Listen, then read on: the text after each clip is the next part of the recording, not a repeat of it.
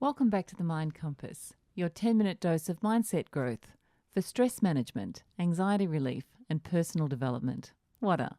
And g'day viewers, I'm Michael. And I'm Janet. And welcome to today's episode, where we're getting into something that every single one of us faces at some point, and some of us face it every day. And that's how to keep you cool and actually excel when the pressure's on. Because let's be honest, pressure is an inevitable part of life.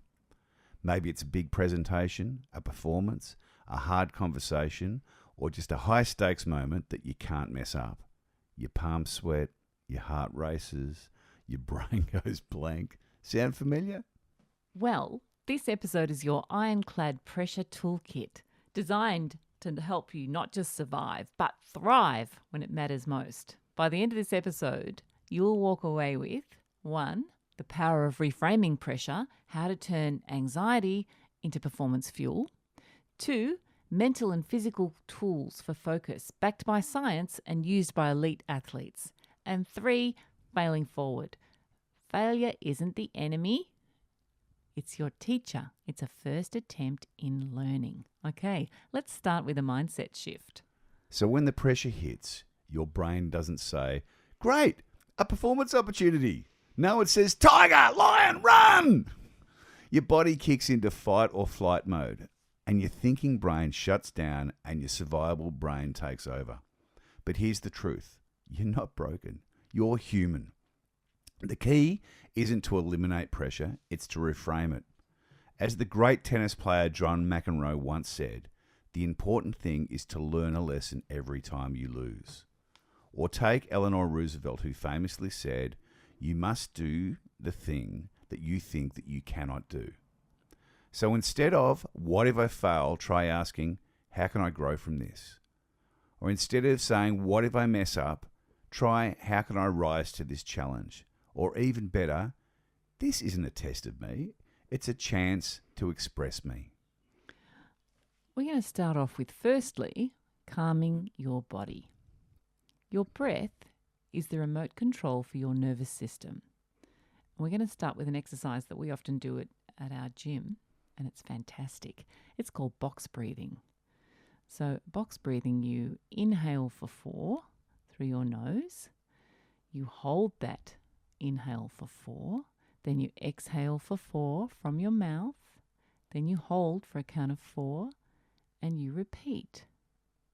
Another option is to use the physiological sigh, which is a really deep inhale, a second small breath in, and then a long, slow exhale. These simple tools shift you from panic mode into presence.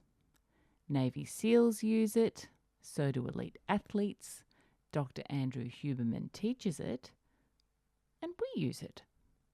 And don't forget progressive muscle relaxation, made famous by tennis legend Arthur Ashe, which is tensing and releasing muscle groups to regulate your body right before a high-stakes moment. So let's talk about your performance anchors. Pressure doesn't destroy your performance. Lack of preparation does. Michael Phelps, the great Olympic swimmer, had the same pre-race routine every time. His coach called it playing the tape. Serena Williams, the famous tennis player, trained with loud distractions often to make her match day feel easy. And Kobe Bryant, the basketball legend, shot free throws when exhausted because championships are won in chaos, not calm. So create your own pre-game ritual, a playlist, a mantra, a stretch, even what you're wearing, an outfit, like Steve Jobs used to. Rituals create safety. Safety makes performance possible. Next up, learn to use your voice as fuel. Your inner voice becomes your outer result. Muhammad Ali didn't just hype himself up. He rewired his mind with the words, "I am the greatest." Science backs this up. Talk to yourself in the second person. "You've got this," instead of "I've got this." It's more powerful. Serena Williams literally tells herself mid-match, "You can do this," and she does. Choose your I am statements carefully. I am prepared. I am focused. I am ready. And ancient wisdom teaches what you attach to I am, you become. Embrace pressure. Don't avoid it. Billie Jean King said it best. Pressure is a privilege. Feeling pressure means that you're in the game. You're growing. You're doing something that matters. Even Elon Musk, when Tesla was on the brink, didn't fold. He doubled down. And the takeaway from that? Pressure doesn't mean stop. It means step up. And as we've said before, fail forward. Michael Jordan once said this. I've missed more than 9,000 shots. 9,000. I've failed over and over and over again. And that's why I succeed. Failure isn't the opposite of success. It's actually the path to it. Every stumble is a stepping stone. So next time you mess up, don't ruminate. Reflect. Ask yourself, what went well? What can I improve? What did I learn? As Ray Dalio says, pain plus reflection equals progress. That's how pressure becomes growth. Next up, practice pressure on purpose. It's kind of like a tongue twister, isn't it? Practice pressure on purpose. So you want to get better at performing under pressure? Well, practice under pressure on purpose. Don't rehearse only in perfect conditions. Add noise, distractions, tiredness, chaos. Because when the big moments hit, it won't be perfect, ever. You've got to train for the storm, not for the still. And next, anchor yourself to the present. When pressure peaks, come back to the now. Breathe. Tap your thumb and finger together. Say, here we are. Novak Djokovic resets by bouncing the ball, breathing and grounding himself. He says, when I'm fully present, breath by breath, ball by ball, the pressure dissolves. Presence is your power. So to sum up, pressure isn't panic. It's a signal.